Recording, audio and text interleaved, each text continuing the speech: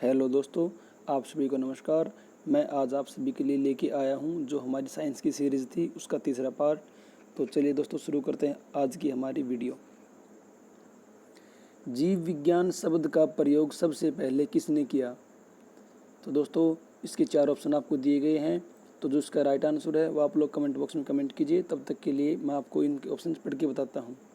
अरस्तु ने, पुरकिंजे ने, वान मोल ने, लैमार्क तथा ट्रेविरेनिस ने। तो दोस्तों इसका जो राइट आंसर होगा वो होगा लैमार्क व ट्रेविरेनिस ने। ठीक है दोस्तों, जीव विज्ञान के जनक के नाम से जाने जाते हैं तो अरस्तु, डार्विन, लैमार्क या पुरकिंजे। तो दोस्तों इसका जो राइट आंसर होगा वो होगा अरस्तु। ठीक है, जंतु विज्ञान के जनक कहलाते हैं डार्विन, लैमार्क, अरस्तु, थियोफ्रेट्स। तो दोस्तों इसका भी जो राइट आंसर होगा वो होगा अरस्तु। वनस्पति शास्त्र का जनक कौन है? थियोफ्रेट्स, लाइनस, ट्रेविरेंस, प्लाइनी द एल्डर। तो दोस्तों इसका जो राइट आंसर है वो है थियोफ्रेट्स। चिकित्सा शास्त्र का जनक किसे कहा जाता है? अरस्तु, थियोफ्रेट्स, हिप्पोक्रेट्स, गैलन। तो दोस्तों इसका जो राइट आंसर होगा वो होगा हिप्पोक्रेट्स। तो दोस्तों जितने भी मैं क्वेश्चन करवा रहा हूँ ना, सारे इम्पोर्टेंट क्वेश्चन है दोस्तों। ठीक है, तो आप इनको याद करना। ये दोस्तों चिकित्सा शास्त्र, ये तो हमारे क्वेश्चन दोस्तों हो ही गया। बोटनी शब्द की उत्पत्ति किस भाषा के शब्द से हुई है?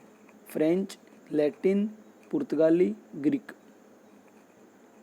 तो दोस्तों इसका जो राइट आंसर होगा वो होगा ग्रीक। ठीक है, तो इसको आप याद कैसे करोगे दोस्तों? जो बोट है वो क्या होगी? बोट गिर गई, बोट गिर गई। ठीक है दोस्तों, तो इससे आप इसको रिलेट कर सकते हो। हिस्टोरिया प्लैंट्रम पुस्तक के लेखक कौन है? अरस्तु, थियोफ्रेट्स, हिप्पोक्रेट्स या फिर डार्विन। तो दोस्तों इसका जो राइट आंसर होगा वो होगा थियोफ्रेट्स। ठीक है, हिस्टोरिया एनिमलुम, हिस्टोरिया एनिमलुम पुस्तक के लेखक कौन है? तो दोस्तों इसका ऑप्शन आप लोगों को दिया गया है अरस्तु, डार्विन, लैमार्क, थियोफ्रेट्स। तो दोस्तों इसका जो राइट आंसर होगा वो होगा अरस्तु। ठीक है, ऐसे एनिमलम और ऐसे अरस्तु, और वो था हमारा प्लैंट्रम। तो दोस्तों इसको आप कंफ्यूज मत होना इन दोनों में। ठीक है, चिकित्सा शास्त्र के विद्यार्थियों को किसकी शपथ दिलाई जाती है? तो दोस्तों जो चिकित्सा विज्ञान का जो जनक है उसी के नाम की शपथ इनको दिलाई जाती है। तो चिकित्सा विज्ञान का जनक कौन था आपने अभी पीछे पढ़ा था। तो इसका आंसर आप दोस्तों कमेंट बॉक्स में दीजिए या फिर आपको मैं बताऊं। चलो मैं बताता हूँ आपको इसका आंसर। ठीक है, इसका राइट आंसर दोस्तों होगा हिप्पोक्रेट्स। ठीक है, वह विज्ञान जिसका संबंध जीवनधारी के अध्ययन से होता है कहलाता है। तो दोस्तों कॉमन सी बात है, जिसमें जीव विज्ञान मतलब कि जीवों का जो अध्ययन होता है वो जीव विज्ञान कहलाता है। जिसमें केमिकल्स का दोस्तों अध्ययन होता है वो कहलाता है रसायन विज्ञान।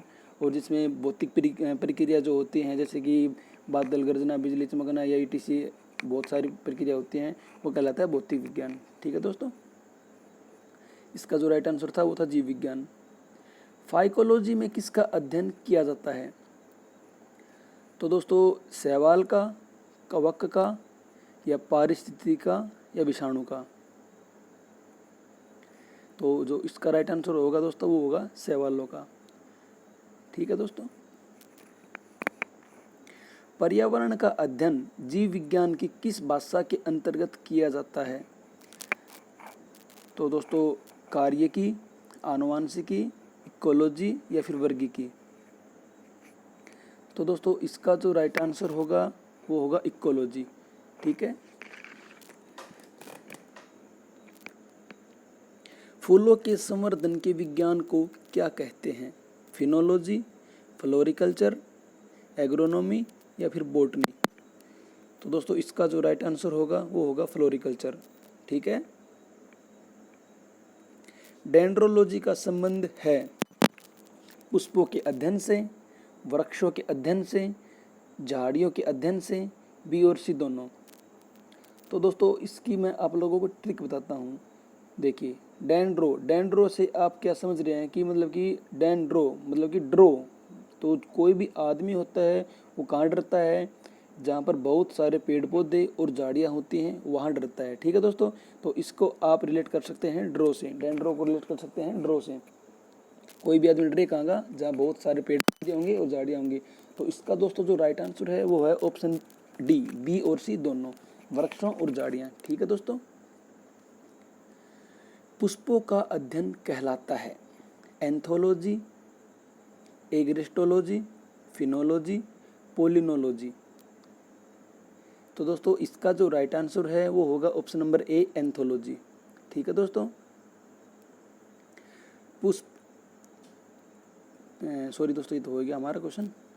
जीवाश्म वनस्पति विज्ञान में अध्ययन किया जाता है अस्थियों का, जीवाश्मों का, प्राइमेट्स का या फिर पक्षियों का। तो इसका आंसर दोस्तों आप लोग दीजिए। इसका जो राइट आंसर होगा वो होगा जीवाश्म का। तो जीवाश्म इसको आप अच्छे से याद कर सकते हैं, इसमें कोई दिक्कत की बात नहीं है। वनस्पति संवर्धन से संबंधित विज्ञान की शाखा को कहते हैं फ्लोरिकल्चर, एग्रीकल्चर, ओलेरिकल्चर या फिर हॉर्टिकल्चर। दोस्तों फ्लोरिकल्चर तो हो गया फूल की खेती, एग्रीकल्चर हो गया कृषि, और हमारा बच गया क्या, ओलेरिकल्चर और हॉर्टिकल्चर। तो जो इसका राइट आंसर होगा वो होगा ओलेरिकल्चर, सॉरी दोस्तों हॉर्टिकल्चर होगा, सॉरी हॉर्टिकल्चर। जीवों एवं वातावरण की अंतर अभिक्रिया से संबंधित जीव विज्ञान की शाखा कहलाती है पादप भूगोल, पारिस्थितिकी, कार्यिकी या फिर आनुवांशिक। तो दोस्तों इसका जो राइट आंसर होगा वो होगा ऑप्शन नंबर, ये कौन सा था, बी, पारिस्थितिकी। ठीक है दोस्तों, वनस्पति विज्ञान की वह शाखा जिसमें शैवालों का अध्ययन किया जाता है। दोस्तों अभी हमने ये क्वेश्चन जस्ट 2-3 क्वेश्चन पहले ही पढ़ा था, तो इसका आंसर आप लोग हमें कमेंट बॉक्स में दीजिए। ठीक है दोस्तों, वैसे इसका आंसर होगा फाइकोलॉजी। सिल्वीकल्चर वनस्पति विज्ञान की वह शाखा है जिसमें वर्णन होता है शैवालों के संवर्धन का, वन के विकास का, सिलिसिफाइड पादपों का, कवकों के संवर्धन का। तो दोस्तों इसका आंसर आप लोग दीजिए। इसका जो राइट आंसर होगा वो होगा वन के विकास का। ठीक है दोस्तों, सिल्वी सिल्वी सिल्वी सिल्वी सिल्वी में आपको वे की साउंड आ रही है और वैसे आप वन को रिलेट कर सकते हैं। ठीक है दोस्तों, स्पर्मोलॉजी में किसका अध्ययन होता है, बीज का, पत्ती का, फल का या परागकण का। तो दोस्तों अगर आप लोग जमींदार परिवार से हैं या फिर खेती बाड़ी से थोड़ा बहुत भी आप ध्यान रखते हैं तो स्पर्मोलॉजी जैसे कि जो भी पशु वगैरह होती है उनको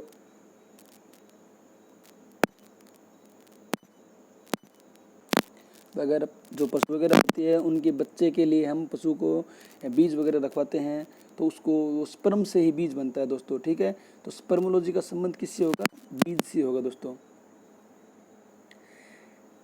एग्रिस्टोलॉजी में किसका अध्ययन होता है, तेल बीजों का, फसलों का, घासों का या फलों का। तो दोस्तों जो एग्रिस्टोलॉजी होता है इसमें घासों का अध्ययन होता है। ठीक है, एक ग्रो क्या ग्रो हो गया भाई, घास ग्रो हो गया, एक ग्रो क्या ग्रो हो गया, घास ग्रो हो गया। फीडोलॉजी में अध्ययन होता है या पेडोलॉजी, दोस्तों पेडोलॉजी है, पेडोलॉजी में अध्ययन होता है। तो दोस्तों पेडोलॉजी में जो पेड़ होते हैं वो कहाँ पे लगते हैं, तो भूमि में लगते हैं पेड़ दोस्तों। ठीक है, तो पेडोलॉजी का संबंध किससे हो गया, भूमि से। ठीक है, आनुवांशिकता एवं विभिन्नता के बारे में जानकारी देने वाली वनस्पति विज्ञान की शाखा को कहते हैं। तो दोस्तों इसका राइट आंसर भूवनस्पति विज्ञान, सेरिकल्चर, आनुवांशिकी या उदिकाश।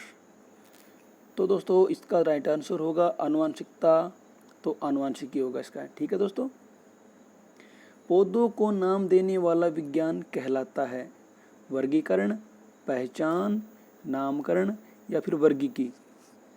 तो दोस्तों वर्गीकरण तो हो गया एक अलग प्रकार के किसी चीज़ों का बंटवारा करना, ठीक है। पहचान हिंदी का शब्द है, पहचान किसी को पहचानना। नामकरण, नामकरण हो गया किसी का नामकरण करना। तो इसका जो राइट आंसर होगा वो होगा ऑप्शन नंबर डी, वर्गीकी, ठीक है। फलों का अध्ययन कहलाता है। स्पर्मोलॉजी नहीं है, हमने पीछे पढ़ा है ये बीजों का है। एंथोलॉजी ये भी नहीं है। पेडोलॉजी ये भी नहीं है, ये मर्दा का है। दोस्तों फलों क्या हो गया, फलों का होगा पोमोलॉजी, ठीक है। परागकणों का अध्ययन कहलाता है। पोमोलॉजी, पोमोलॉजी नहीं है, अभी हमने पढ़ा है। फलों का अध्ययन है पोमोलॉजी। फाइकोलॉजी शैवालों का है, माइकोलॉजी कवकों का है। तो बच गया क्या, पेलिनोलॉजी, ठीक है दोस्तों। इसका राइट आंसर होगा पेलिनोलॉजी। संसार में पौधे के वितरण का अध्ययन कहलाता है। फाइटोजियोग्राफी, वानिकी, एक्सोबायोलॉजी, एथनोबोटनी। तो दोस्तों इसका जो राइट आंसर होगा वो होगा ऑप्शन नंबर ए, फाइटोजियोग्राफी, ठीक है। संसार में पौधों के वितरण का अध्ययन, तो ये होगा फाइटोजियोग्राफी। साग सब्जी उत्पन्न करने वाले पौधे का अध्ययन कहलाता है। ओलेरिकल्चर, सेरिकल्चर, सिल्वीकल्चर या पिस्सीकल्चर।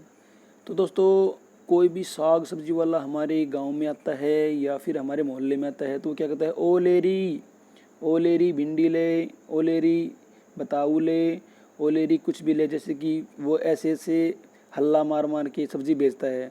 तो साग सब्जी का उत्पादन करने का मतलब कि पौधों का अध्ययन क्या हो गया, ओलेरिकल्चर, ठीक है दोस्तों। आपको अच्छे से याद हो जाएगा ये। वार्षिक वल्यों का अध्ययन कहलाता है। Dendrology, dendrochronology, agronomy, horticulture. तो इसका राइट आंसर दोस्तों होगा डेंड्रोक्रोनोलॉजी, ठीक है दोस्तों। सजावटी वृक्ष द्वारा झाड़ियों में संवर्धन से संबंधित अध्ययन कहलाता है। Agronomy, olericulture. दोस्तों अभी हमने ओलेरी तो पढ़ा है, तो ओलेरी का क्या होगा, फलों सॉरी दोस्तों सब्जी जो होती है उससे होगा ओलेरी का। Arboriculture, silviculture. तो दोस्तों सजावटी वृक्ष तथा झाड़ियों के संवर्धन से संबंधित इसका जो राइट आंसर होगा वो होगा आर्बोरिकल्चर, ठीक है। इसको आप याद कैसे करोगे, सजावटी वृक्ष जैसे कि कोई भी वृक्ष होगा जिसके फूल लगते हैं, तो फूलों की क्या करी हमने, बोरी भरी, अरे बोरी भरी फूलों की, अरे बोरी, ठीक है दोस्तों। पौधों की आंतरिक संरचना का अध्ययन कहलाता है। आकारिकी, वर्गीकी, शारीरिकी या भौतिकी। तो दोस्तों किसी भी चीज़ की शारीरिक बनावट उसकी आंतरिक बनावट पर निर्भर करती है, तो इसका राइट आंसर होगा शारीरिकी, ठीक है दोस्तों। पादप विज्ञान की शाखा कवक शास्त्र में किसका अध्ययन किया जाता है। तो दोस्तों जो कवक होता है, आपको ये पता होना चाहिए कि जो कवक होता है वो किससे फैलता है, फफूंद से फैलता है। तो फफूंद इसका राइट आंसर होगा, ठीक है दोस्तों। एग्रोफोरेस्ट्री क्या है, वनों के लिए वृक्ष लगाना, फसल काटने के बाद वन लगाना, वृक्ष के साथ साथ उसी भूमि पर काष्ठीय बारहमासी वृक्ष लगाना, या इनमें से कोई नहीं।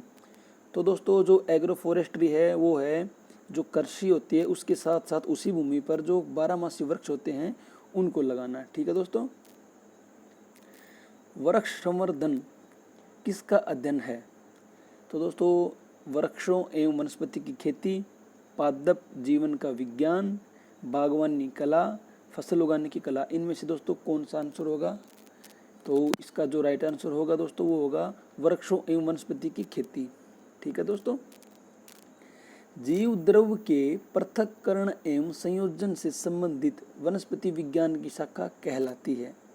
एग्रीकल्चर नहीं होगा, हॉर्टिकल्चर ये भी नहीं होगा, टिश्यू कल्चर या एक्वाकल्चर, इन दोनों में से दोस्तों एक आंसर होगा। तो इसका राइट आंसर है टिश्यू कल्चर, ठीक है।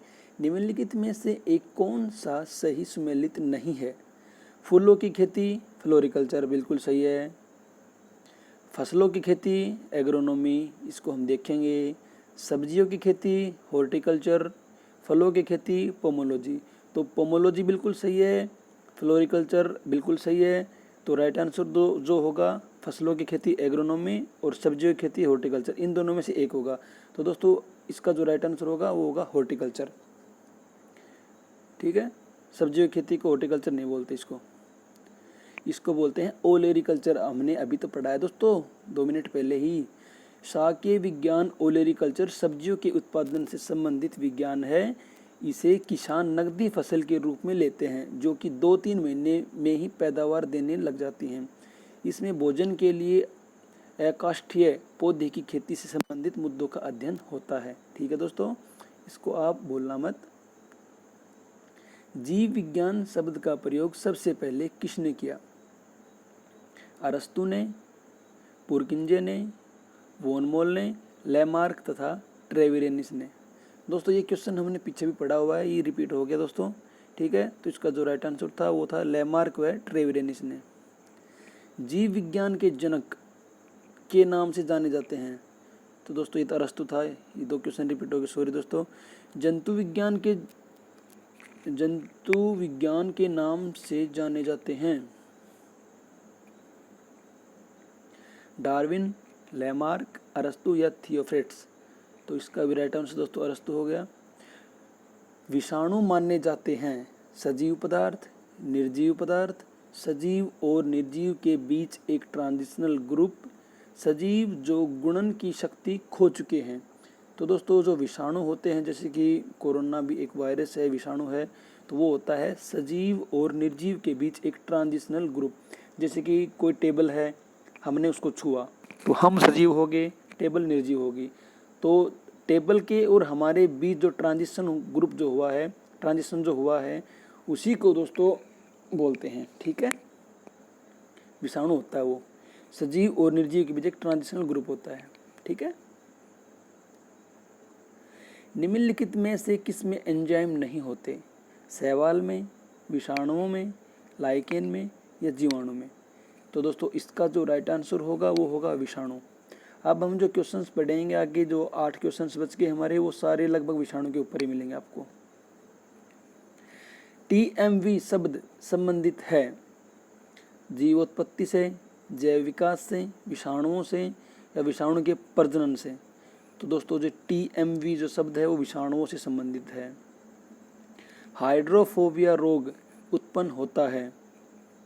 तो दोस्तों जीवाणु, कवक, विषाणु या प्रोटोजोआ? तो इसका जो राइट आंसर होगा दोस्तों वो होगा विषाणु।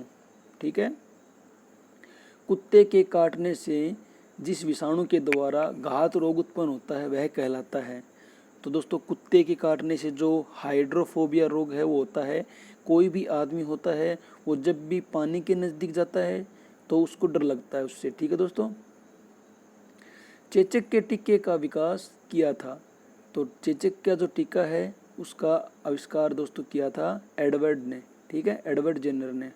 ठीक है दोस्तों, विषाणु वृद्धि करता है मर्त शरीर में, जीवित शरीर में, पानी में, चीनी के विलयन में? तो दोस्तों आप सभी को जैसे कि पता होगा अभी कोरोना वायरस भी चल रहा है, तो उसके अंदर जो जीवित जो मनुष्य हैं उनके अंदर ही विषाणु वृद्धि करता है। ठीक है, विषाणु निर्जीव माने जाते हैं क्योंकि इनमें परिवर्तन हो सकता है, ये क्रिस्टलाइज हो सकते हैं, ये वृद्धि कर सकते हैं, ये गुणन कर सकते हैं।